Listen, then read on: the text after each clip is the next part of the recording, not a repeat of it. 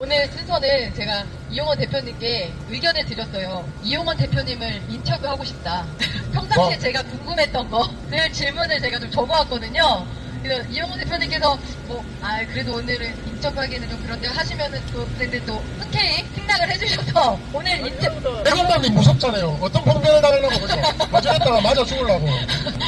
네, 오늘은 제가 기자가 돼서 잠깐 기자로 변신을 해서 K파티 이용원 대표님을 인터뷰를 하도록 하겠습니다. 책이 출간이 되기 때문에 여러분들께서도 궁금하실 것 같은 것을 제가 짧게 오늘 좀 이렇게 우아하게 하려고 했더니 또 역시나 하나님께서 네, 이렇게 이런 장면을 연주를 해주시네요. 근데 제가요 바빠가지고 오늘 네네. 5시 반에 단체 문자 이동하면서 올 정도로 해서 네. 실문지를 한 번도 제대로 못 봤어요. 네, 그냥 즉석에서 원래 알겠습니다. 평상시에 생각하시는 것을 알겠습니다. 예. 요약해서 짧게 알겠습니다. 핵심만 말씀해 주십시오. 예. 네, 시작하겠습니다. 네, 질문은 5개고요.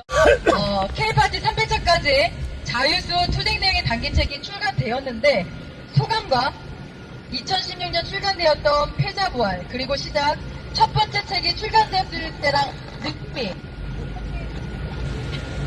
어떻게 다르신지 그 소감을 말씀해 주십시오. 여러분들 잘 아시겠지만 5년, 6년, 7년, 8년이 지나면 옛날에 발전하지 못했을 때 더 성장되고 인내와 연단을 강화문 광장에서 했을 때 모습보다는 당연히 어리고 철이 없었겠죠.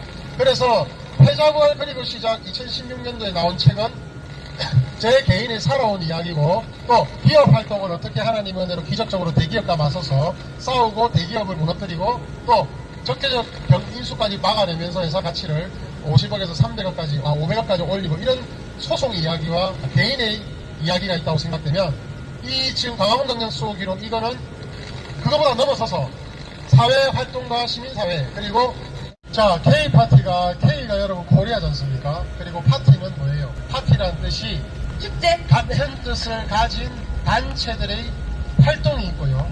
또 같은 뜻을 가진 모임들이 발전해서 정치활동을 하는 정당이 바로 파티. 세 번째로 같은 뜻을 가진 사람들이 늘 기쁘고 감사하면서 축제를 벌이는 그런 뜻의 파티. 이 세 가지가 있습니다. 네. 그래서 집회와 투쟁도 파티같이 즐겁게 하면서 저 상대와 적들과 친중 매국노 종중 매국노를 발라버리고 이기면서 또 정치적인 구호와 외침을 내면서 정치 결사체 활동을 하는 모임도 가지면서 앞으로는 정통우파 정당 정통우파 정권이 될 것이라는 그 의미로 K파티가 네, 멀리 내다보시고 이름을 그렇게 10년 계획이 있고 20년 계획이 있는데 지금 8년이 지났죠. 네. 제가 예상한 계획보다 한 1, 2년 빨리 가고 있습니다. 네.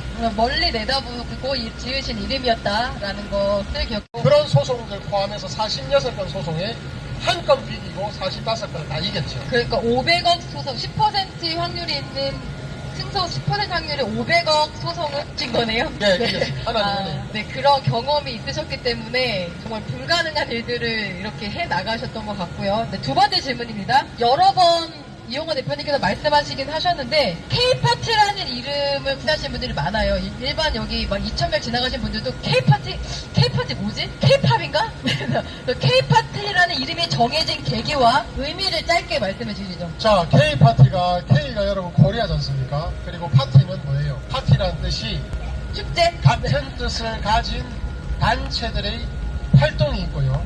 또 같은 뜻을 가진 모임들이 발전해서 정치활동을 하는 정당이 바로 파티입니다. 세 번째로 같은 뜻을 가진 사람들이 늘 기쁘고 감사하면서 축제를 벌이는 그런 뜻의 파티. 이 세 가지가 있고 세 번째 질문입니다. 2004년 미국의 일리노이 공과대학 스튜어트 경영대학원 과정을 이수하셨는데 이곳에서 어떤 실력을 키우셨나요? MBA라고 하죠. 우리 보통 농구하는 MBA 말고 저도 농구로 알고 있어요. 마스터 오브 비즈니스 어드미니스트레이션이라고 해가지고 경영 전문 대학원 MBA인데 정말 커트라인으로 들어가가지고 지금은요 서울대 대학원도 함부로 합격하기 어려운 목수로 순위가 우리 제당 후배들이 열심히 해갖고 연봉이 1억 8천이더라고요. 졸업하자마자 미국에서. 그래서 우리 연봉 2배로 올랐더라고요. 그 정도 좋은 학교가 지금 경영 대학원이 됐는데 거기서는 경영학을 제가 한 번도 안 해봤고 거의 의학, 기초의학, 임상병력을 하다 보니까 회계학도 하나도 못하고 그래서 매일 2-3시간씩 지금 딱 이 상태예요. 2-3시간밖에 잠을 안 자고 미국 원서를 따라가야 되고 경영학 수업, 회계학 수업 다 따라가야 되지 않습니까? 그러다 보니 발에 땀도 나고 양말 하루에 2컬레씩 갈아 신으면서 정말 그렇게 살기 위해서 졸업하기 위해서 버티다 보니까 인내심이 생기고 그리고 책을 원서를 30페이지, 40페이지로 정리해서 외우는 게 습관이 됐습니다. 그러다 보니까 또 뭐 외우고 공부하는 건 이제는 자신감이 생기죠. 그렇게 하다 보니까 기억력도 좋아지고 인내심도 생기고 여러 가지로 제가 능력에서 눈이 유학 시절이고 미국에 대해서 안에서 사실은 좋은 점 나쁜 점을 제대로 보게 되었고 또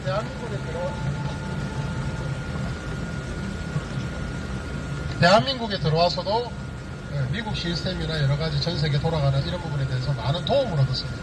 그래서 넓게 문물을 보고 오는 거는 참 좋은 것 같습니다. 아, 정말 대단하시네요.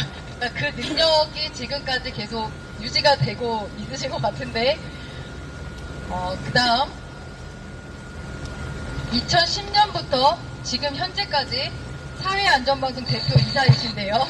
예. 네, 대표이사로만 정말 많은 세월을 보내셨는데, 대표이사로 일하시는 것과 이렇게 K파트를 이끌어 가시는 것 중 어떤 것이 더 어렵습니까? 그 이유도 말씀해 주세요. 자, 여러분, 기업체 대표이사를 지금 방송국 두 군데에서 16년, 18년 동안 제 직업이 대표이사입니다. 직업만에 다른 거 안 해봤어요. 법인의 대표이사만 계속했고 경영권도 지켜왔고 경영권 전수를 하고 인수해서 대표이사가 됐습니다. 그래서 방송국, 채널 방송국과 지역 해외 방송국에 26세부터 지금까지 대표이사를 계속 배우고 있는데, 대표이사는 직원들을 뽑고 급여를 주고 또 세금을 납부하면서 또 방송과 미디어를 여러 컨텐츠를 통해서 지역사회에 기여를 하고 전국의 안전에 대해서 기여를 하는 건데, 이거는 직원들에 대해서 위아래가 있습니다. 맞죠? 그리고 또 자기가 책임을 져야 되는 부분이 있긴 있어요. 하지만 기업의 대표이사라고 개인 활동을 해서 천지 차이가 나는 게, 두 번째 책에서 나온 시민사회 활동과 우파진영의 활동은 위아래가 없습니다. 돈 주고 시키는 건 아니에요. 무슨 말이냐면 여러분들과 같이 동고동락하고 섬겨야 되고 겸손하게 나가지 않으면 여러분들은 언제나 떠나고 사라질 것입니다. 그렇기 때문에 여기서 기업 사장으로 나왔다 하면 바로 두드리 많이 쫓겨나요. 혼자밖에 없어요. 네, 저는 거기서 느낀 게 뭐냐, 이제 개인과 기업과 그걸 넘어서서 하나님께서 시민사회활동과 우파활동을 하면서 많은 분들을 섬기고, 제가 땅에서 땅보다 부르고 같이 그렇게 활동하고 겸손히 나가라, 엎드려 기도하며 나가라, 그리고 동지들 같은 개념으로 파트너 동지들 이런 모습으로 같이 섬기며 나가라고 해서 두 번째 책처럼 두 번째가 더 어렵죠. K파트 활동이 만만치 않습니다. 장난이 아닙니다. 좌파들 공격하죠. 우파들 중에 가짜들 시기 질투 은혜하죠. 책 가지고 이것들은 자기들이 먼저 내야 돼, 이런 놈도 있었어요. 네, 결론적으로 K파티 운영이 대표이사직보다 어렵다라고 말씀하셨고, 이 현장에서 겸손을 제가 어제 정희한테, 정희야, 너는 손이 3개 있어야 돼. 왼손, 오른손, 겸손. 네, 이런 이 말을 했었는데, 이용환 대표님께서도 이건의 책 속에서 겸손을 수련을 하고 계셨던, 제가 옆에서 지켜봤을 때도 겸손이라는 것을 몸소 실천하고 계신다고 생각을 하고 있고요. 네, 마지막입니다. 네, 마지막이니까 좀 세게 나가겠습니다. 세게. 마지막으로 지도자에게 가장 중요한 덕목은 무엇이라고 생각하는지와 만약 까지 먼저 하고. 네. 여러분, 저는요, 지도자에게 가장 중요한 덕목은요, 첫째로 겸손이라고 생각합니다. 높을수록, 권한이 많을수록 겸손하고 섬기면요, 국민들이 편안해지고 같이 가는 동지들이 불편하지 않습니다. 그러나 야, 너 대통령님, 감기 안 걸렸어요. 찔려고 하는 지금 좌우의 국회들이나 정치군들이 많죠. 그렇게 되면 국민도 힘들어지고 주변 사람도 다 힘들어져요. 그래서 겸손하게 섬기는 것이 중요하다. 두 번째, 인내심이 없으면 망하더라. 자기만 망하는 게 아니고 국가를 섬기다가 망하고 국민들도 망하고, 인내심이 없으면 주변 분도 다 망하더라. 인내심 없으면 져요. 망해요. 뇌물과 여러 유혹에 타락하고 망합니다. 죽습니다. 그렇기 때문에 두 번째 덕목은 인내심이고요.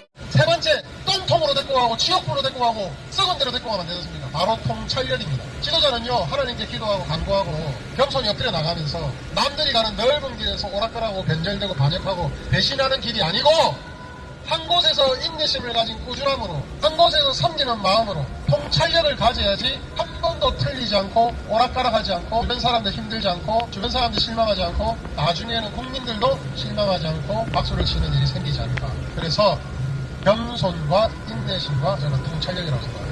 감사합니다. 이게 약간 이상적인 말 같지만, 저도 이제 아스팔트에서 5년 활동을 하다 보니까 정치인들 다 똑같아, 이게 일반적 국민분들이 갖고 계신 생각인데, 저는 아니라고 말하고 싶습니다. 그것을 몸소 보여주고 계셔서 감사하고요. 네, 정치인들 다 똑같아! 이 얘기가 없어져야 돼요. 그래야 우리 여사님 끄떡끄떡 해주시는데 내공이 있으셔서 역시. 이용환 대표님이 대통령이 되었다고 가정한다면 만약 어떤 정책을 펼치시겠습니까? 3가지만 빠르게 부탁드립니다. 이게 제일 어려운데요. 한번 훑어봐서 제가 아까 생각을 잠깐 했거든요. 머릿속에 들어있는 건 그겁니다. 그냥 첫째, 대한민국 헌법에 따라서 나라를 사랑해야 돼요. 우리 국민 개개인 한 명 한 명이 보호받고 또 지켜지고 여러분들의 모든 권리를 만들기 위해서는 대한민국의 국가가 영위되어야 되고 사라지지 않고 발전해야 됩니다. 맞죠? 나라를 유지하고 발전시키는 가장 큰 힘이 뭐다? 애국심. 미국은 애국심을 고취합니다. 애국심이 1순위입니다. 그래서 국가안보나 미군 병사들이 애국심을 위해서 목숨을 던지는 거예요. 6.25 때 애국심을 위해서 목숨을 던졌습니다. 그렇기 때문에 지금 국가 지도자들이 이승만 대통령님, 박정희 대통령님, 전두환 대통령님, 박근혜 대통령처럼 할 수 없었던 것은 뭐다? 국가 지도자가 애국심을 가지지 않고 국가 지도자가 국민들에게 애국심을 가르치거나 함께 나누지 않았기 때문이다. 또는 약했기 때문에. 그래서 첫 번째 정책으로 애국심 고치 모든 활동, 운동, 정책을 펼칠 것입니다. 애국심을 떨어뜨리는 것은 좌파적이고 외국적인 활동이고 애국심을 올리면요 나라를 사랑하게 되고요 나라에 감사하게 되고요 국민이라는 게 자랑스럽게 됩니다. 그렇게 되면 일도 열심히 하고요 서로 결혼도 더 하게 되고 사람들끼리도 더 좋아지게 됩니다. 그리고 나라도 발전하게 됩니다. 이 모든 것의 가장 우선 가치는 애국심이고 애국심 헌법도 애국심을 바탕으로 만들어진 것입니다. 그렇기 때문에 첫 번째 정책은 애국심 고치입니다. 대한민국 전역과 대한민국 전 국민과 대한민국 모두에 떨어져 있고 죽어 있고 사그라들고 있던 애국심 고치 운동을 정책 1호로 삼겠다. 세 가지 말씀을 나오고 있는데 두 번째 정책은 바로 이겁니다. 전 나라와 정부와 지자체와 곳곳의 공공기관에 국민의 혈세를 빨아먹고 낭비하고 줄줄줄 흘리는 곳간의 썩은지와 탐관오리들과 구멍이 내서 우리 국민들이 피와 땀이 된 혈세들을 정말 많이 낭비하고 있거든요. 이게 1년에 200조, 300조 이상 낭비하고 있고 그걸 박근혜 대통령이 많이 줄였습니다. 박정희 대통령이 많이 줄였습니다. 그래서 이 두 번째 전국의 혈세 낭비하고 줄줄 세고 곳간에서 의미 없이 국민의 세금을 낭비하고 있는 모든 것들을 정부 부처와 정부기관과 공공기관에 지시를 내려서 혈세 낭비하는 부분들 다 보고해서 다 정리해서 취합해서 올려라. 그리고 그걸 취합이 되는 순간 혈세 다 낭비하는 거 줄이고 막고 그걸 국민들에게 다시 돌리는 역할들을 해라. 요걸 두 번째 정책으로 할 겁니다. 세 번째, 여러분 나라에 존먹는 쥐새끼 같은 놈들도 있지만 대한민국을 무너뜨리라는 놈들이 누구죠? 좌파, 친중 매국노, 친북 매국노 아닙니까? 저는 김정은이를 제거해서 통일을 시키고 국회에 있는 좌파, 우파 사이에 있는 간첩 명단들, 반역자 명단들 전부 확보를 해서 이자들 척결하고 처단하는 작업을 할 것입니다. 그래서 이자들을 뿌리 뽑아야 돼. 그래야지 올바른 대한민국이 되고 이승만 대통령님, 박정희 대통령님 이렇게 정통 우파가 이어지는 대통령들이 접촉과 활동이 이어지게 될 것입니다. 그래서 이자들을 처단하는 작업을 할 것입니다.